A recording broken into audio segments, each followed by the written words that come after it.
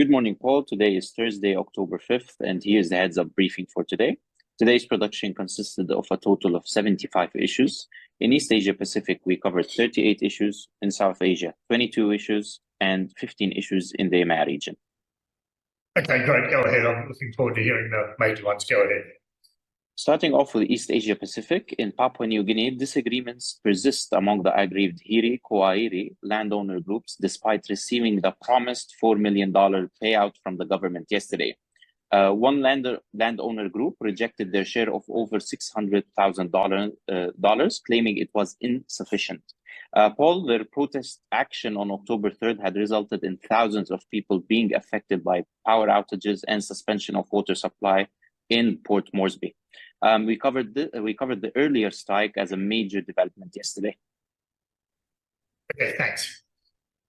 In Taiwan, a total of 190 people have been injured after Typhoon Koino approached closer to the southern tip of the island today. Heavy rainfall and strong winds have led to the suspension of work and classes for thousands of people. Paul, we issued an advisory on Typhoon Koino yesterday. Thank you.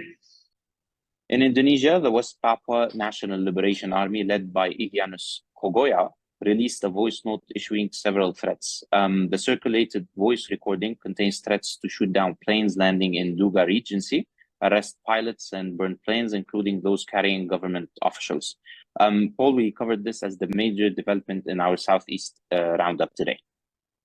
Yeah, look, I also, you mean East Asia Pacific roundup. Southeast Asia, correct. Look, I listened to that audio. The threat was really directed at government officials.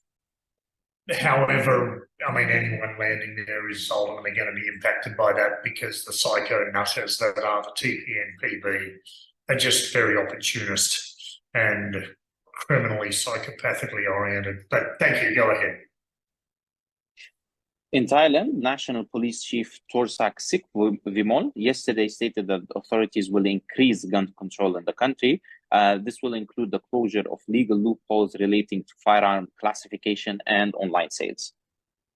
Yeah, look, I have to say, I've been listening to the Thai media. It really is a public relations patch-up. What they're doing is not going to have any effect.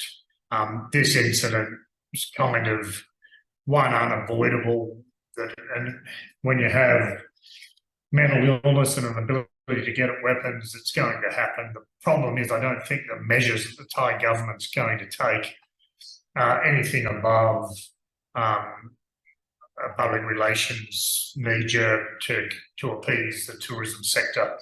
Thank you. Go ahead.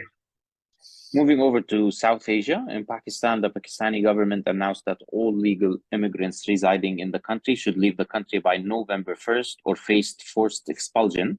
The ultimatum was targeted toward Afghan refugees in the country. It is estimated that nearly 1.73 million Afghan immigrants live in Pakistan. Paul, we covered this as the major development in our South Asia roundup today, and this has also been conveyed to our clients. Yeah, great. Thank you.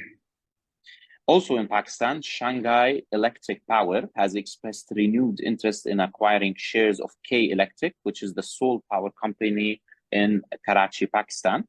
The company has offered $1.77 billion for the acquisition. It is worth noting that the major shareholder of K Electric is Al Jumaiyah Power Limited of Saudi Arabia. Okay, thank you very much. Moving over to the EMEA region, in France, 8 major trade unions called for nationwide strikes and demonstrations on October 13th over pay disputes, the cost of living, and climate change. The unions are led by the Intersyndical Group. Paul, we have assessed and communicated this to our EMEA clients. Thank you. In Ukraine, U.S. President concerning the U.S.-Ukraine relationship, U.S. President Joe Biden expressed fears over the disruption in U.S. military and financial aid to Ukraine due to divisions in the Congress. American Republican infighting in the House of Representatives has complicated budget negotiations, especially after ousting House of Speaker Kevin McCarthy yesterday. Paul, we have also assessed this and communicated to our clients. Yeah, look, and in conjunction with that, myself and some of the senior analysts are working on an assessment, an alternate view of the Ukraine war, and we base that on a lot of very credible academics and also military analysts, former colonels up to generals, and that assessment's going to be very interesting when we produce it. Okay, thank you. In Mali, finally, in Mali, the coordination of Azawad movements, which is a rebel group in northern Mali, yesterday announced the seizure of the Taoussa military camp in the Gao region. The rebels took control of the camp after a clash with the Malian forces. Paul, we also conveyed this to our clients operating in sub-Saharan Africa. Yeah, excellent. I would like that to be built into a graphic tomorrow. I just wanted to see where the CMA are actually active on a map representation. Okay. Okay, sure. That's all for today. Anything else from your end, Paul? No, thank you. Hang around. Thanks.